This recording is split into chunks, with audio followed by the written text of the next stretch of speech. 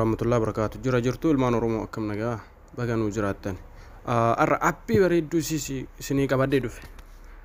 Appiin kuni akka messenjeraati, fake chatidha. Akka waan namni sun si barreessee gootee waan barbaadde jechuudha. Suuraa nama barbaadde irra keettee akka waan nama sanii wajji haasoftee fakkeessitee akkaataa ittiin fakkeessitu isinitti himuuf dhufe. Kanaafuu warri chaayinaala kiyyaaf haarawaa taatanii kottaa seenaa isiniin jedha. Subscribe gochuudhaan nu jajjabeessaa. Akkasuma yoo viidiyoon kiyya isinitti tole share like gochuudhaan hiriyoota keessan biraan akka geettan abdiin qaba. Asumaan gara barnootaa isin dabarsaa jechuudha. Appiin isa kam yoo jettanii appiin isa kana jechuudha. Isa kanaaf fake chat kan jedhu kana keessa gabbuunee yoo laalle keessa seenamarraa tokko akkanatti nu seensisaa jechuudha. Akkasiyaa amma kunoo kana jaalmarroo kumsaa dirribaa kan jedhu kana ofii irratti barreesse ofii kiyyaa irratti barreesse jechuudha. Yeroo gadi isinii bu'u akkana isiniin dhufu jechuudha. Yeroo gadi isinii bu'u akkana isiniin dhufu. Play Store keessa seentanii as keessa seentanii iddoo saarchiisanitti fake chat jettan. Haaluma kanaan fake chat jettanii barreessitanii saarchi gootanii jechuudha. Appii baay'eetu isinii dhufa. Appiin baay'eetu isinii dhufa. Appii kana keessa inni kan jalqabarra jiru kana jechuudha. Fake chat kan jedhu kana isa kana jechuudha. Isa kana appichi isa kana gadi buufattanii jechuudha. Waan buufateeruuf open jedheetiin seena install godhattanii seentu seen. Haala kanaan nu dhufa. Akkamittiin itti fayyadamuu dandeenya yoo jettanii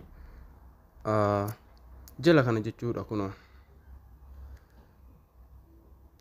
jala kanatti kunoo mallattoowwan kun hin jira. Isa san mallattoo lakkoofsa 9 ofirraa qabdu tana isii tana jechuudha. Gisee takkaaf akkas gadi cuqaasna.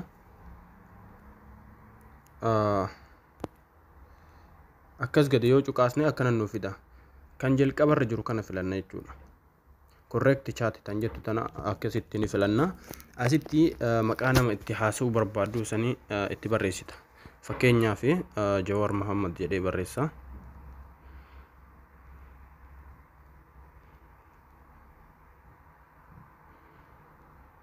Akkana jedheen barreessa. Asirratti erga akkana barreeffattanii asumaan save tajettu tana ni cuqaastanii save tajettu tana gisee takka yoo cuqaastanii akkana gadi isinii bu'aa jechuudha. Beeksisa dhufe deeffama. Akkana isinii dhufaa jechuudha. Kun akka waan online jiru Jawaar Muhammad jedheen ni dhufa. Amma isa wajjin haasa'uu yoo barbaadde beeksisa baay'ata deeffama. Isa wajjin chat godhuu yoo barbaadde akkana sii fida. Kun erga inni akkana sii fide amma fakkeenyaaf salaamatatti barreessa. Akkasii yoo sii fide seendi asumaan itti goota.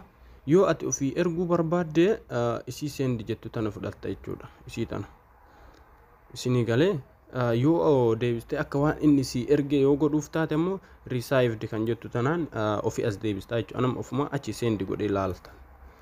Amma kunoo ana sii seendi godheeraa jechuudha. Fakkeenyaaf amma inni achi yoo seendi naaf godhe hoo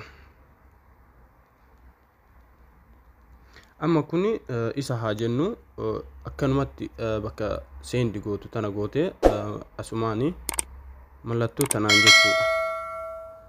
Ni argitan jedhee yaada. Isii seendi jettu tana jechuudha. Recover tan jettu tana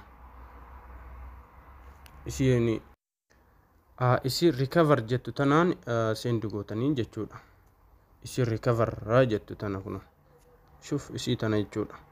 Isii tanaan yoo akkasitti seendi gootanii akka waan inni naa barreessee kunoo jala kanan naa dhufaa jechuudha. Akkanatti isinii galee meetti dabalee haa barreessu akkami jawweedha jedhee haa barreessuuf hime.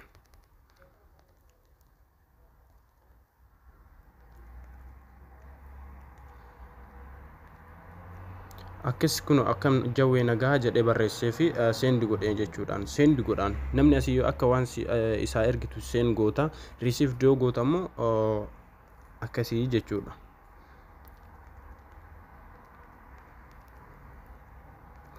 amma kuni akka waa inni naa barreesseeru jechuudha. recover tan jettu tanoo dhoowee kun nagaa kootii jedhe akkanatti yaani fake chatidhaan ittiin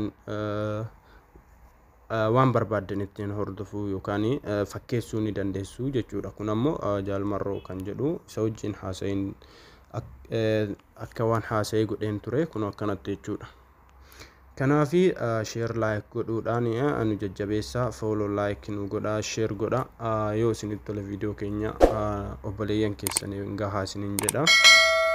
asumatti barnoonni adda akkas kana fakkaata. assalaamu alaykum warahmatullaahi wabarakaatuh.